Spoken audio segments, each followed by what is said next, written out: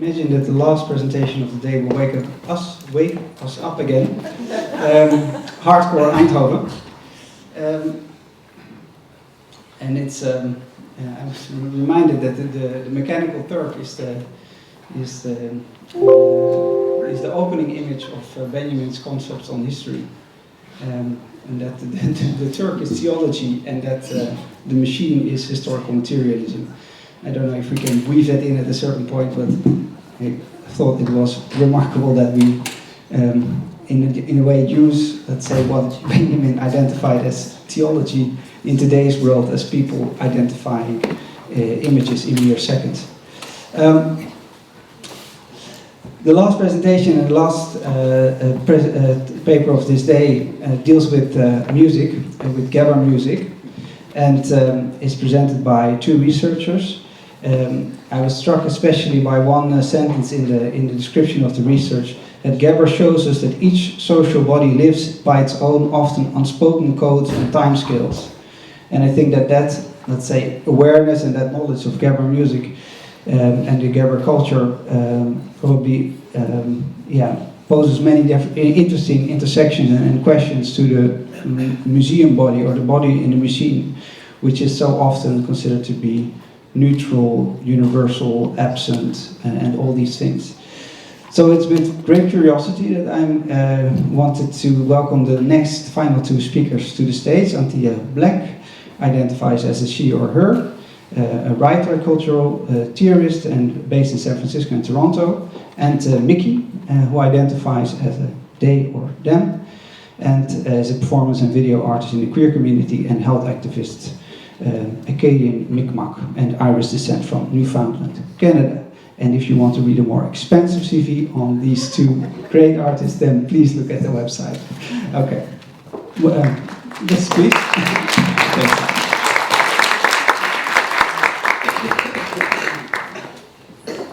Do you want to invite people to stand? Since we have the honor of closing the day, and this has been a really, really engaging series of, this will be the 9th talk of the day. We just wanted to invite people to stand up and move in the way that might feel good for you as we show this next piece. And in relation to the question of disability, I think it's also important to just invite bodies to respond how they want, and then that allows for bodies to respond as they can and do.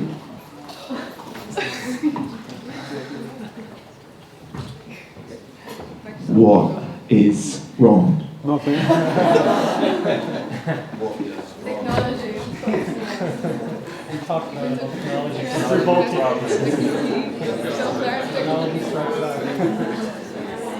Ah, Jesus. I wish you could see this. Lights coming up. I've never seen a painting that captures the beauty of the ocean in a moment like this. I'm gonna make you rich butterflies. Now, rich enough you can afford a girl like that. This is your wake-up call, pal. Go to work. Drop it.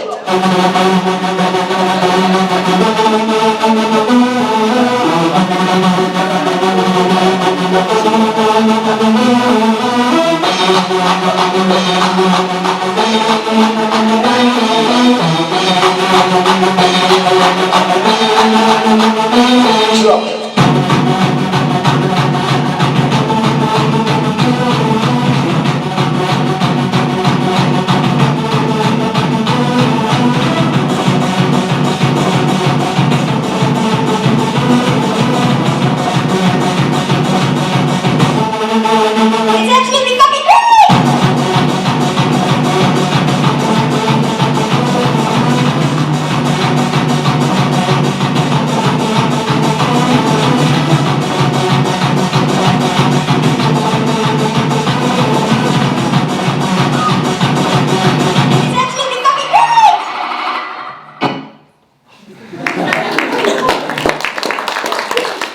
Thanks, good night. Okay, here we are. So you have a body. Anthea and I have been collaborating. We've known each other for about 20 years. We've been collaborating for a lot of that. I have been a Haber fan since I was a young queer person on the east coast of Canada, and we were interested in looking at kind of its connection to this place, our connection to this place, and also like how Haber as a form is kind of contextualized and framed, and also what it means to observe it and to participate in it. And we spent about a month doing this embodied research here in person in Eindhoven. Some of our methods included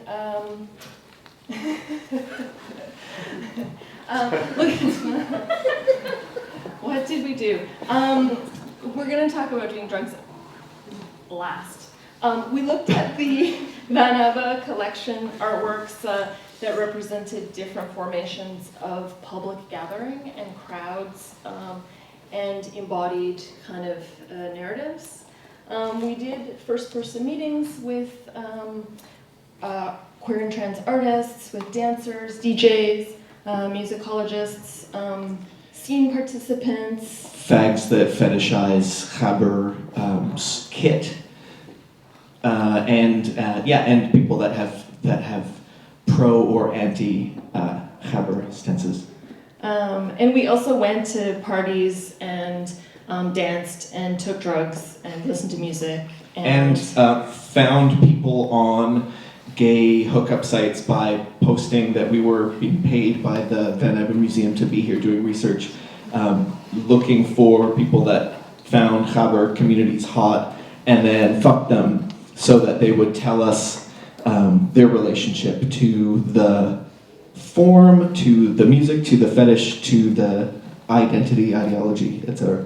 And so this, for us, was a way to bring queer and trans embodied presence into conversation with more critical research. And we actually also read a lot of queer theory and critical race theory and tried to collide these two worlds, what it meant to be on apps and take drugs and have public sex, and what it meant to actually do this very kind of quiet work in the museum of reading and compiling resources and doing first-person interviews, and how those two bodies of knowledge kind of could coexist within our own embodied experiences. Yeah, the same body that is dancing the night before and talking about it is the same body that is then sitting in the museum thinking about it the next day.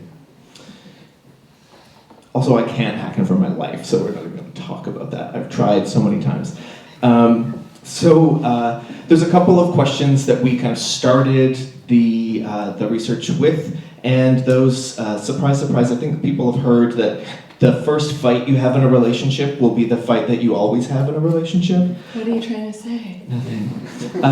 So I think that the questions that we entered into this investigation with are obviously the ones that resonated with us when we started for a reason, and those are the ones that we've found kind of resonated with us at the end.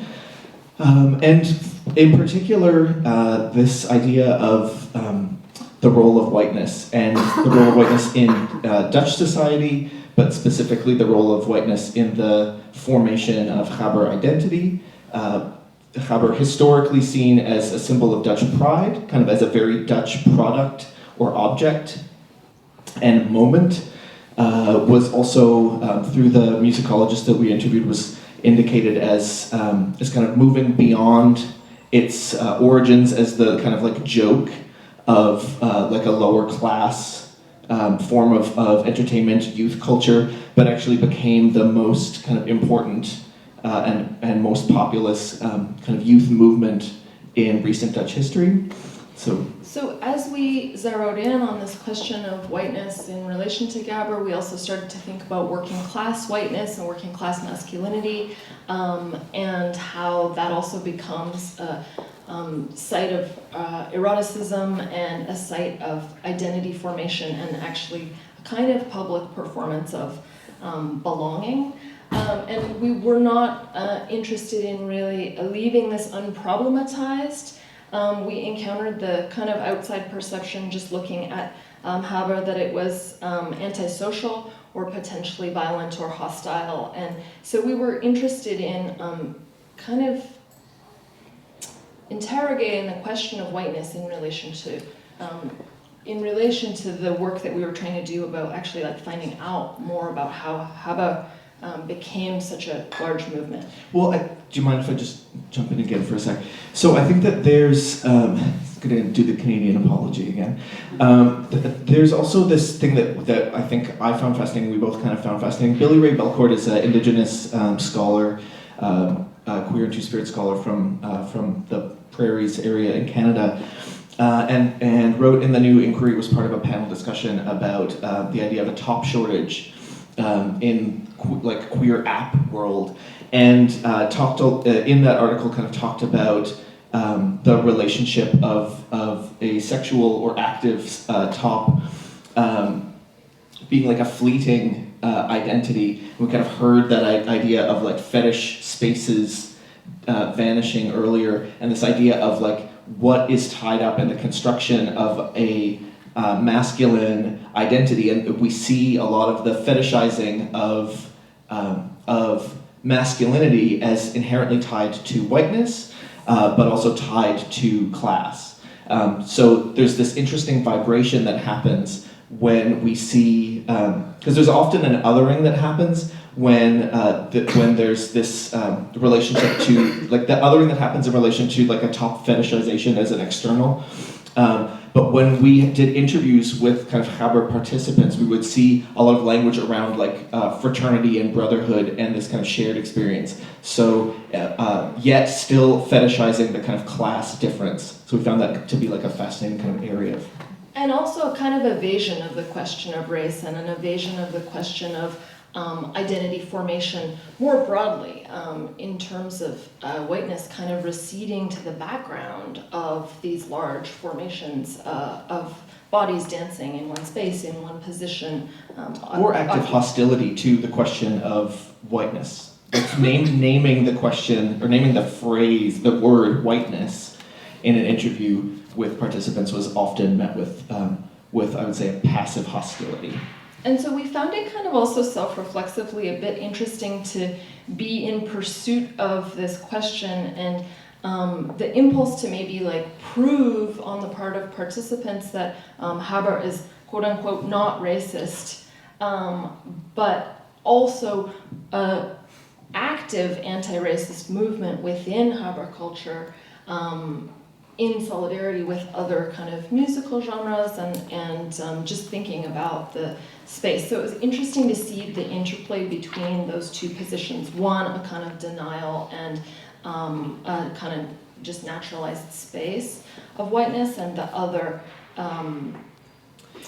anti-racist activism within and also seeing Haber participants and folks that are identified with that community and that lived experience and communal experience saying that this is a musical genre, that this is a social space, and that it's not, that we're not racist, but then taking no active means to ensure that, or to make that known to people of color, queer people, people with disabilities, etc., within that context, or like outside of that context. So that was also an interesting question for us, is again, in relation to our own whiteness, like what is the responsibility of doing anti-racist work and doing anti-black, like responding to anti-black racism within our kind of location in doing this work? Are we then just trying to prove that Haber's cool and that it is actually not racist, or what's our role then in talking about our whiteness and whiteness within that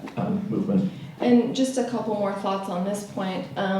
We were really indebted to some conversations we had early on with Jessica, one of the other researchers who presented earlier today, and we were encouraged to look at Gloria Wecker's book, White Innocence, and it just sort of put things in a sharp reflection for us about how we really are not interested in acting as apologists for racism in white cultural spaces such as Haba, but we see it as actually like embedded within broader conversations about Dutch tolerance and benevolence, and how we can position critiques of race coming from Canada into a Dutch context, and for myself with Dutch roots, in relation to whiteness and the claim of racism. So that was a really formative way for us to think about that construction. Continuing on, a second research question that we had was, how does the social body move in a crowd as form? We were thinking about the crowd really loosely defined, both within the dance hall, but also in protest, political rallies, mega churches, and pride parades. And this allowed us to kind of read the queer and trans body and the right-wing kind of nationalist body amongst this broader notion of what happens in these spaces of crowd formation, where there's a feeling of unity or social cohesion that comes together. And we read a really wonderful text by a dance scholar suggesting that bodily movement in groups can create communal feelings of belonging and sympathies for others that kind of move beyond the control of reason. And we were interested in her use of the word control of reason. So what happens when you enter a crowd and you're swept into that space, not necessarily of individual identity, but a space of dissolution of identity, where the participation in the crowd forms a different kind of public and a different kind of orientation to both the body, but also the notion of the group. And this really had the full range from like socialism to fascism and everywhere in between, from thinking about queer politics, from assimilation politics, to also liberatory formations of queer and trans identity. And I think one of the things that was also a motivating factor for us was thinking about relationship to sobriety, lucidity, to altered states.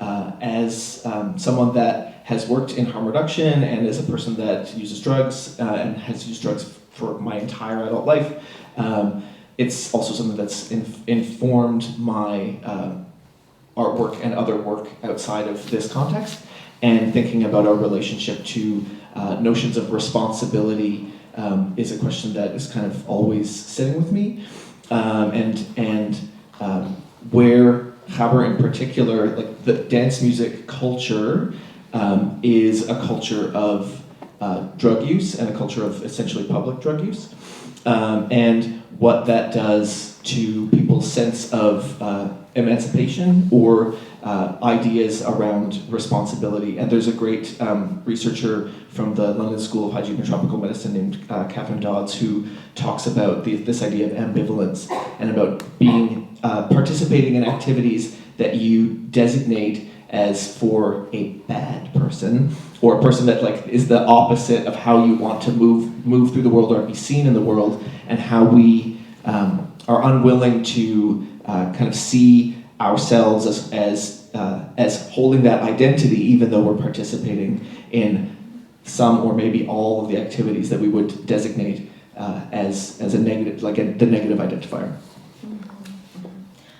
And just thinking through this question of the very particular space of the club or the dance hall, what the combination of all of these very, very overstimulating sensory effects in combination with taking various different drugs allows. We wanted to see it both from the lens of something we could critique and understand the sort of political implications of, but also from the lens of a liberatory possibility for an individual body to be freed from a kind of embodiment that we might be constrained within during a normal work week or during a normal work day, thinking about the working class body and how we how a body might find release and what kinds of release of bodily energy are considered to be acceptable forms of How much sweat is enough sweat, and how much sweat is too much sweat? Well, you said that you weren't a mystic earlier, and I feel like we also want to create space for like transcendence and mysticism within this, like just acknowledging that the point of like being a psychonaut or of taking a lot of the drugs that are affiliated with club culture is about allowing yourself and giving yourself permission to A, have feelings, and B, to do some of that like psychic journeying that we are expressly forbidden from doing. So this is a site for that exploration. And we did it. And live to tell. A bigger question about seeking that kind of release, which I think is very necessary for every human body, is also how we understand that within theories of time and capitalism and the persistent kind of carving time into smaller and smaller and smaller increments. So when we think of these tiny increments, we can think of accelerated BPM and being able to fit more and more and more into every second. And what this culture of acceleration actually produces, and what kind of release do we seek when we are kind of so overstimulated? Like, where do we go from there? Do we dance harder? Do we take more drugs? I don't know if we found the answer to that question. Capitalism remains very disheartening. Capitalism remains. We did have a number of answers or suggestions from some of the interviews, but I don't know that we necessarily have a consensus. So I think that we kind of answered this question, that this was our, juicy space that we tried to sort of stay within in all the research, this tension between various kind of political affiliations, questions, critical theory threads, and wanting to actually have intense sensory experiences. So just wrapping up, I think one of the things that is an amazing thread of many of the presentations today was this back and forth movement between the topic of research and the form of research, and having this sort of slippage where we are no longer interested in really objectively stepping back from the work that we're doing. No. It's clear from everybody in the room and the very interesting work that's being done. And within that, creating questions around like what is the necessity of hypervisibility within that? In terms of how much of my location is required for an understanding of my biases, and then how much is muddying the water, or taking space away from the opportunity for people to have their own relationship that's not dictated in a kind of prosaic way. And in the construct of public space and what is visible versus what is invisible, and also more broadly in the relation to how museums actually function as spaces for conveying visibility and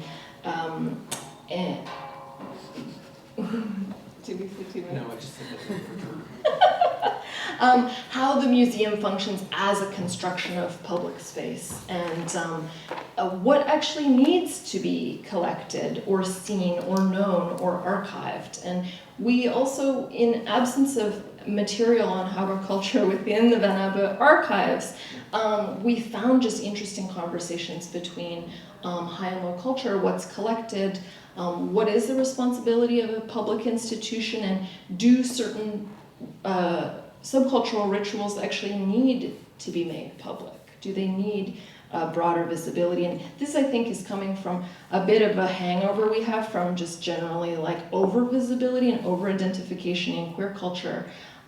where we're kind of interested in some more furtive strategies of what it may mean to actually dissolve and hide and not be as visible. Maybe that's part of the question of this crowd as form and belonging within a bigger formation of social dance.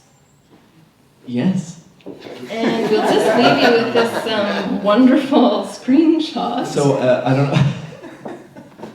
I don't say anything that's particularly. I'm the yellow. So this is just some of the methods, so that you know that we did some research. We were particularly kind of similar to Sam, kind of locating what our research interests were in the chat application, and then. Didn't use this one. You didn't use this one? Oh, girl. You missed out. Thankfully, you're still in Eindhoven. There were a number of different research methods that some of them, such as like using apps and actively using my sexuality as a research tool, especially when we found resistance and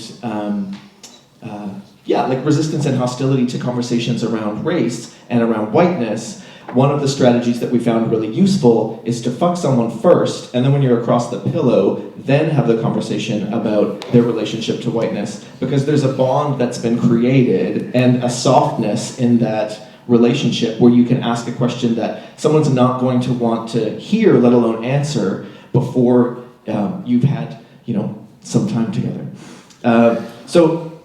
Fuck first, talk about politics after. Obviously.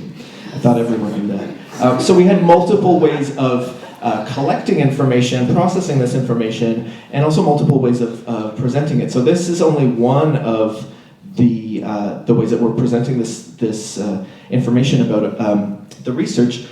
We also have a textile that is in the window of the the balcony window, which is also where we're going to be doing a performance at 6:03 a.m. on Sunday morning.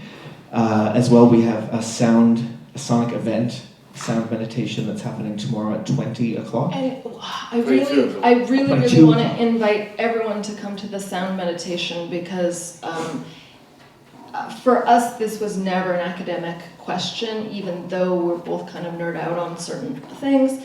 The textile and the sound meditation are such important parts of just embodying and bringing the research into nonverbal forms of communication. So those are two opportunities to maybe actually see what we're really doing. Yeah, and there'll also be a small printed object, like a zine, that will be launched during the Sonic event tomorrow as well. Thank you very much for your attention.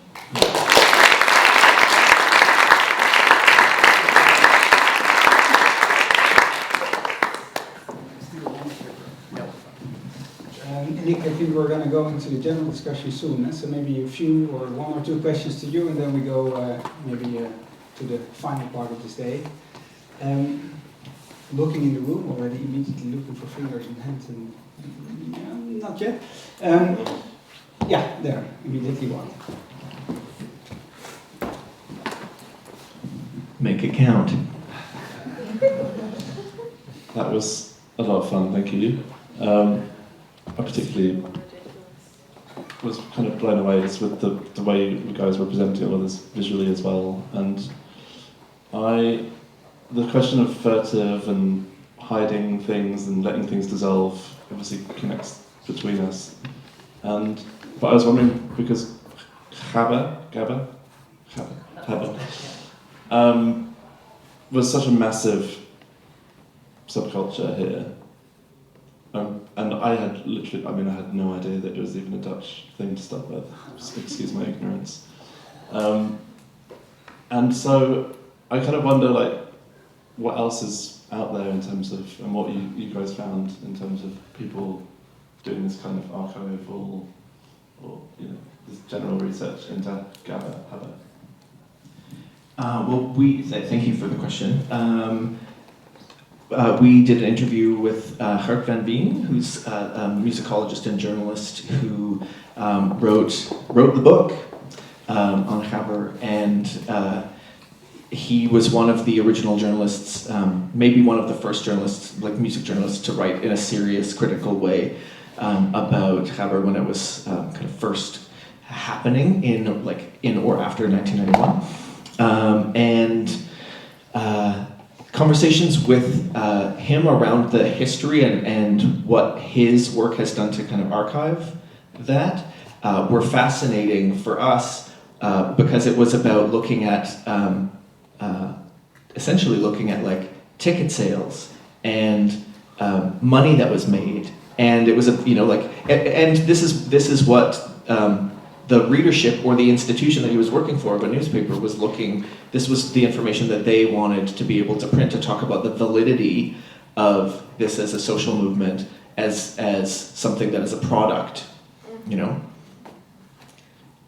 And he was super interesting because he, as a musicologist and a music historian, he knew tons about parallel movements in house and bubbling and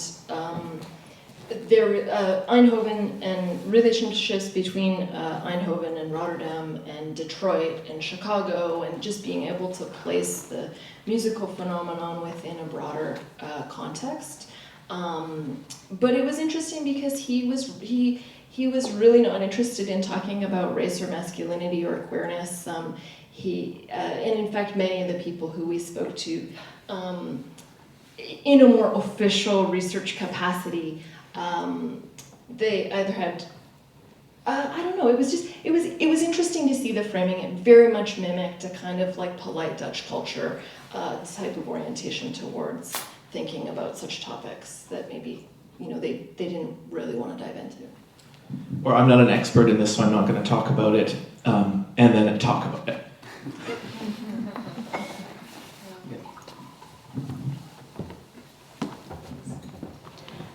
Thanks a lot. It's been fun, definitely, I agree. I can't really formulate my question, so I apologize in advance for mumbling maybe. But I think also like the way you conducted the research and the methods you use and like the way also you started, and like I see a lot of courage in this, but as well as a lot of know thyself, right? Like the self-knowledge, or like that these methods work for you, but let's say for someone else they wouldn't work, and what makes somebody more healthy kills someone else, and so on. But like I'm interested in this question of objectifying, objectification and subjectivity. Objectivity, subjectivity, right? Like you said that you will not anymore do the objectifying things, like you will not stand out from your research, but you will make it very subjective, right? Did I understand you right? So in this way, I really like this, but I think it implies really a lot of self-knowledge, and also I'm curious how public institutions can support people in self-knowledge and knowing who you are, because I think a lot of people are very lost and they don't know who they are, and so you know where I'm leading, or No, I think that's a brilliant question, and thank you. I think one of the reasons why I am interested in and feel a gravitation toward more embodied methodologies is my history as a performance artist, history and present as a performance artist, and also not exclusively that, but actually maybe more so having participated in a lot of dance or dancerly projects and movement generation exercises and Buto training and authentic movement practices. So like those forms of knowledge creation and bodily awareness have been really influential in helping me make, as a cultural producer, to figure out my relationship to my ideas, which otherwise would be stupid and boring and didactic. So of course that's an easy relationship for me to foster. And also, I mean, we've been friends for 20 years, so this project and all of our collaborative work together is very, very mutually supportive, and I think that we do things together that we might not do on our own, although Kiki's performances are definitely known to be very, like, demanding. But I think I think it's very different to work collaboratively than it is to work as a solo researcher, and the product of the research very much comes out of conversations. And I mean, we both worked in our earlier days in sexual health, and activism is a big part of our practices. So it's kind of a maximalist approach, but I think the just to recall a couple of the things that came out in some of the earlier presentations, if the only aim is self-reflexivity and self-knowledge, I think that we're doing it wrong.